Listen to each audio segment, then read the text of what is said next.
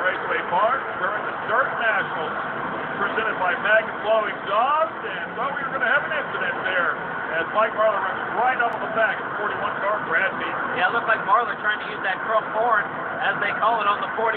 He's got Jimmy Owens right now in third, so a almost four-car battle with the 20, the 36, and a Moisture leader. Brad Dean, as they are nose to tail at the stripe, working lap number 23 of 50. And really the log jam is the 32C of Big Coffee out of Caledonia, New York, checking up the leaders. But this is where that one-lane racetrack that Don O'Neill was talking about comes into play. Although there's a couple of guys trying to make it a two-laner. And we're on board with Geico and Eric Wells. Oh!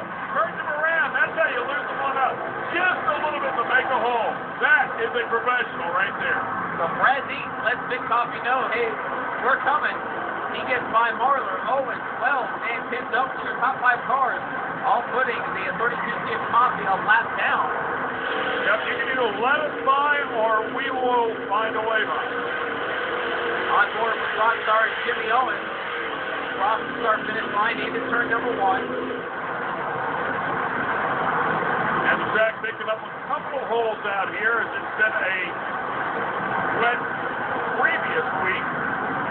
And there's Tim Doan beating the right rear to Eric Wells, so he gets by.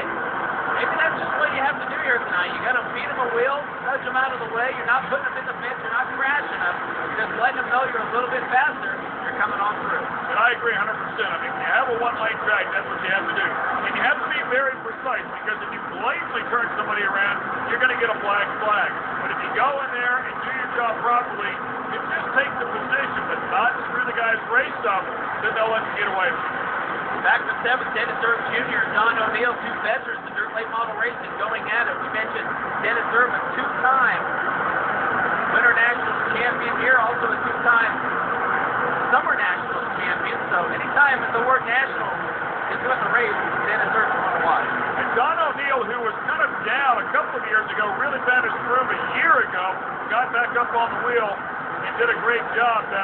Number 9 there is the wild man, Dan Sleeper. Dickinson loves that top group. There is no top group tonight. Look at the tires slipping off that.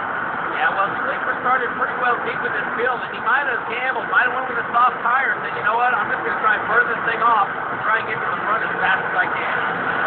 Well, he's the next one in line to get last by our leader, the number 41 car, Brad Dean. Dean hanging in there. Dean out of Dunnville, Kentucky. Yeah, so Sleeper holding up Dean. He'll have to go high, and here comes Marler to the inside, and Marler retakes the lead in turn 3, and Jimmy Owens now trying to get to the side of Brad Dean as Dean comes back on the bottom. Yeah, Dean really had to force his way back in the line. He knew he would get freight trained if he didn't get down in there in front of Jimmy Owens, the number 20 car. He managed to pull it off, and I thought he was going to drive back underneath Marler. Was not able to get that done. So, yeah, lost the position. Unfortunately, the lead position, and the caution flag will now come out. So a nice move from Mike Marler, who won here at East Bay to kick off 2010. That was his first win since the Hillbilly 100 back in 2004. And it looks like Jason Baker there in the 25F, I believe, may have worn out his tire. I got to tell you, man, the lappers are creating some good racing out here for us in the front of the pack. The guys in the front of the pack might not appreciate it so much, but definitely had some excitement to the mix.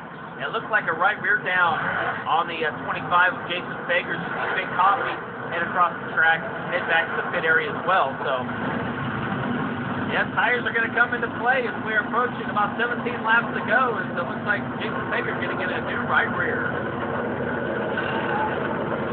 They'll pull one nuts off the wide 5s, put some new rubber on it. We'll go racing when we come back. There's a look at the top 5.